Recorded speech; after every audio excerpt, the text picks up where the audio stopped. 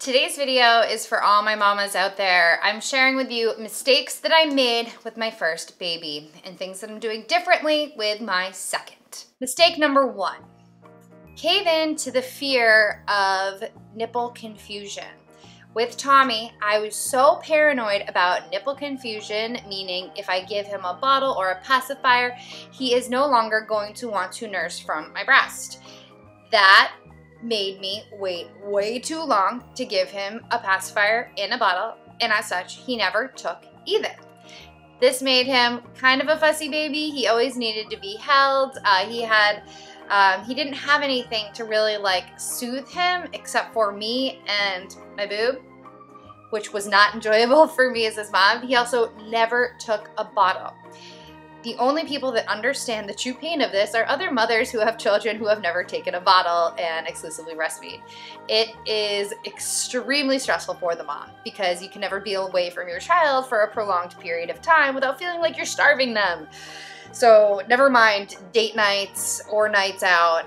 You have to wait until after the child goes to bed to actually go out and have a little date night, or you just have to cut it really short and stay close by. With Connor, we gave him a pacifier, I think, 2 or 3 days after he was born. He's never had any trouble with nipple confusion. I waited to give him a bottle out of pure laziness, I admit. I didn't feel like pumping, but I did give him a bottle sooner than Tommy, and as a result, he does take a bottle. So I can actually go to a work event or leave Connor with a babysitter, give them a bottle, and not have to be stressed out. Sleep training. I was under the impression that sleep training was going to harm my child because that's what everybody tells you, right? What kind of mother would let their kid cry incessantly? Crying it out sounds like torture. Well, actually, did you know that parents who sleep train are 70% less likely to suffer from postpartum depression? And honestly, how do they know the effects of crying it out on children when they're older?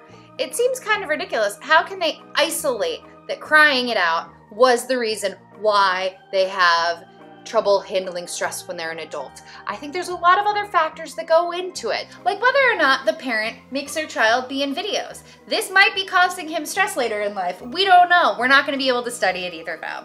So when it comes to sleep, when you're sleep deprived, you don't feel as confident in your mom's skills. You're not as happy. You just feel like you're a bad parent, let's be honest. We didn't sleep train Tommy until way late. With Connor, we decided to start at 16 weeks. You should never sleep train a baby before 12 weeks. We are on day 3 technically, so we've done 2 nights of sleep training, and he already gave us 8.5 hours last night, and that is the longest he has given us since he was born, and I feel like a brand new person. The next mistake that I made was buying clothing that was season appropriate based on their age and not their weight or what their weight was going to be. Tommy was a big boy. In the spring, I was buying him, I think, 9-month clothes. Now Connor, it's almost winter, same thing. He's 3 months old and I'm already buying him 9 to 12 month size clothing. With Tommy though, I had so much clothes that was never worn because he was so big. He barely wore his 0 to 3, his 3 to 6 month clothes because before I knew it, he had already outgrown them. I bought so much summer clothing for Tommy that was for a 6-month-old, yet he was that size in February. I thought maybe I might get to use some of those clothes for Connor, but no, same thing. They're exactly 6 months apart and they're both the same size. So until Connor is about a year old, I think I'm gonna be buying new clothes for him so that he's warm. Another mistake that I made was freaking out over the smallest little things that didn't seem normal. I learned that 98% of things that seem a little weird with a newborn are normal. Green poop, it's normal. You never would have known that, but it is. With Tommy, I would freak out. I would call the pediatrician. Every time we had a pediatrician appointment, I had a long list of questions. Now, with Connor, we get in and we get out of that pediatrician appointment. I don't really have many questions because everything is pretty normal so far for us. We are lucky. The last mistake that I'm gonna share with you guys that I did with Tommy was that I did not develop the mother's intuition as to what his cries were, and I couldn't stand to let him cry at all. This was incredibly stressful as a mom because if you want to make yourself breakfast, as soon as you're like mid-scrambling the egg and the baby cries, next thing you know, it's noon and you still haven't had breakfast because you don't want to hear the baby cry, you don't want to put them down. I have learned with Connor that he has different cries. There is a cry that is like, oh my God, Mom, I'm in pain. That one obviously doesn't happen very often.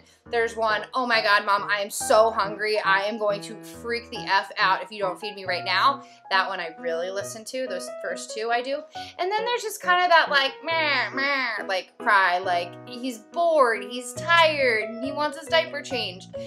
Those cries are not as ear piercing, and I now can determine which one is which one needs immediate attention, and which ones he can kind of hang out and, you know, talk to himself using.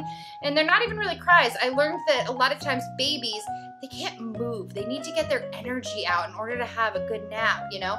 So sometimes crying is a form of energy for some of them. I learned that from a sleep book. If it's wrong, you can blame the sleep book. So those are some of the mistakes that I made with my first baby that I am not making with Connor. At least I don't think I'm making them with Connor. I would love to know what you guys did wrong with your first, and leave your comments down below so that other parents can learn from our mistakes. Make sure you subscribe, new videos every week, and follow me on Instagram stories for some vlog style videos every day. See you guys soon.